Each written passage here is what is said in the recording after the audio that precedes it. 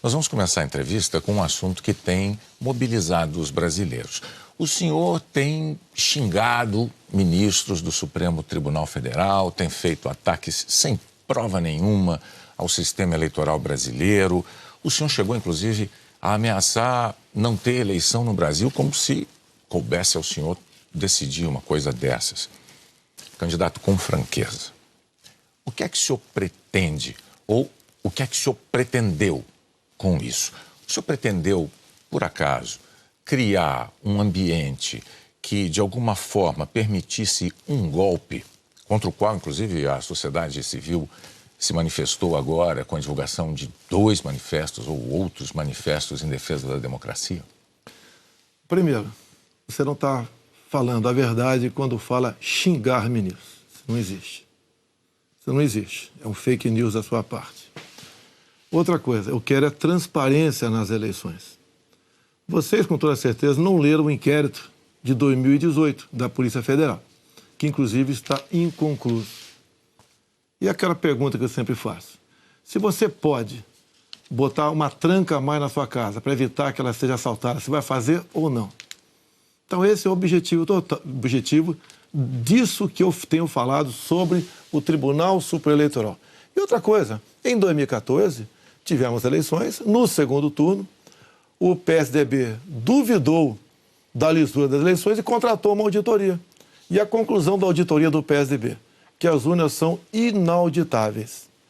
E só para ficar bem tranquilo aqui, em 2018, houve uma denúncia de fraude e a senhora Rosa Weber determinou que fosse aberto um inquérito pela Polícia Federal para apurar a fraude, que, obviamente, se houve fraude, eu ganhei, quem fraudou seria eu. A PF começou a apuração. E quem informou o que eu vou te falar aqui para a PF foi o Tribunal Superior Eleitoral. Numa das partes do inquérito está assinado pelo chefe do TI do TSE que hackers ficaram por 8 meses dentro do TSE, inclusive com a senha de um ministro, de nome Banhos, além de senha de outros 5 servidores. Imediatamente, a Polícia Federal pediu os logs, as impressões digitais do que ocorreu nas eleições de 2018. O TSE podia ter informado no mesmo dia, mas 7 meses depois, o TSE informou que os logs haviam sido apagados. Então, a grande interrogação é exatamente essa daí. Nós queremos evitar que dúvidas pairem por ocasião das eleições agora desse ano. Candidato, nada mais além disso. É curioso que o senhor se refira a esse episódio, porque o senhor, inclusive, foi acusado de ter divulgado informações sigilosas de investigações inconclusivas. Mas sobre a transparência que o senhor afirma defender das urnas, órgãos fiscalizadores como o Tribunal de Contas da União, a Advocacia Geral da União, associações de juízes, associações de juristas, associações de delegados da Polícia Federal, todos já atestaram a segurança das urnas eletrônicas. Eu vou além. A transparência e a segurança das urnas eletrônicas tem sido motivo de orgulho da maioria da população brasileira. Agora, o senhor começou a sua resposta afirmando que eu tinha cometido fake news. Em nome da verdade, candidato, o senhor xingou ministro do Supremo de canalha. O senhor fez isso com o microfone. Então, e ele vinha fazendo contra mim. Mas, candidato, eu lhe perguntei qual era o seu propósito. Lembra a pergunta que eu fiz ao senhor? Qual era o seu propósito? Falou ministro. Foi um ministro específico. Senhor. Tá ok? Tá refeita aqui a dúvida? Mas não, é que o senhor disse que eu cometi fake news.